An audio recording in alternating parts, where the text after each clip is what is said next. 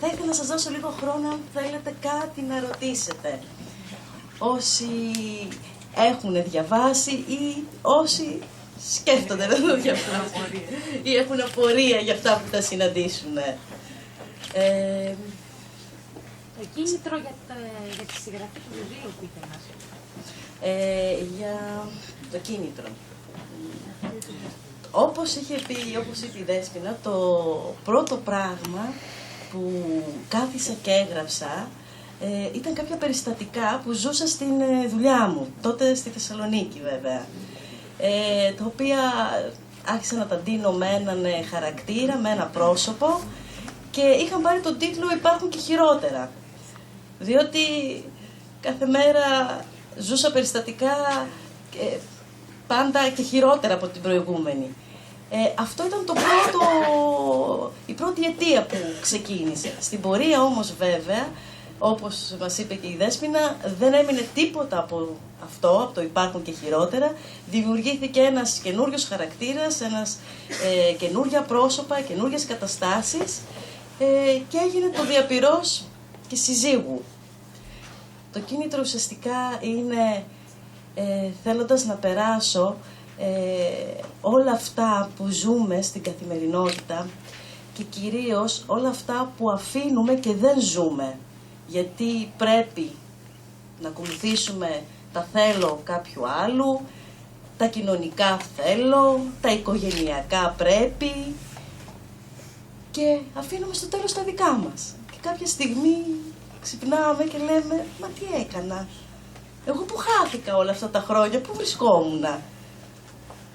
Το μήνυμα κυρίως είναι αυτό. Αυτό ήθελα να περάσω. Στο ότι πρέπει να μην ξεχνάμε ποτέ εμάς και να προσπαθούμε για εμάς. Πρώτα για να είναι και όλοι οι άνθρωποι γύρω μας καλά.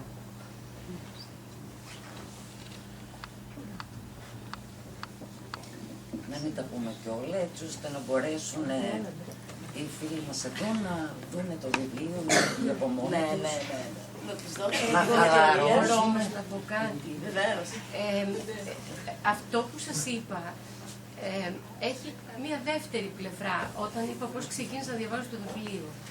Αυτό τον καιρό, ξέρετε, δεν έχει κανείς να δει τίποτα στην τηλεόραση. Αλήθεια το λέω αυτό, με την έννοια του να χαλαρώσει λίγο. Που οι διάφορες ανοησίες, βλέπει εκατομμύρια τουρκικά και παραλήψεις. Ειλικρινά είχα το αίσθημα, όταν διάβαζα το βιβλίο σου Καλλιόπη, ότι έβλεπα ένα εξαιρετικό σύριαλ. Και θα ήθελα πάρα πολύ κάποιους από αυτούς που, εν πάση περιπτώσει, ασχολούνται με την τηλεόραση, να σκεφτεί να το κάνει σύριαλ. Και θα έλεγα το εξής.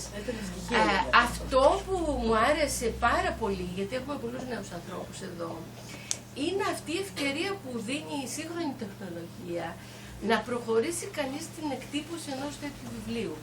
Θα ήθελα να το δω αυτό και τηλεοπτικά. Νομίζω ότι πρέπει να ψάξετε, να βρείτε στην τηλεοπτική στέγη αυτού του βιβλίου. Δεν είμαι ειδική στα θέματα αυτά, αλλά εγώ ένιωσα ότι πέρασα τις βραδιές μου με βάση αυτό που μου έλειπε. Αφού μου σταμάτησαν τον Downton, αφού μου σταμάτησαν αυτά, διάβαζα Καλλιόπη Παπουτσί. Αυτό θα είναι μεγάλη χαρά για μένα. Βέβαια, να δω τους ήρωές μου ζωντανούς πλέον. Είναι τόσο ζωντανοί πάντως οι ήρωες όλοι, που κανείς περιμένει με αγωνία να τους δει και... Ορισμένες φορές συζητάμε με τη Δέσποινα, αλλά και πάντα έχουμε την ίδια εικόνα και την ίδια άποψη. Ποιος θα ήθελες, ποιος ηθοποιός θα ήθελες να κάνει τον Παντελή. Πριν πω εγώ, πριν πει αυτή, λέμε το ίδιο όνομα. Ποια ηθοποιός θα ήθελες να κάνει τη Μαρίνα. Το ίδιο πρόσωπο. Δεν είναι τυχαίο που τόσα χρόνια τελικά είμαστε μαζί. Δεν ξέρω κάτι άλλο αν θέλετε να ρωτήσετε. Θα σας δώσω 2 λεπτά χρόνο.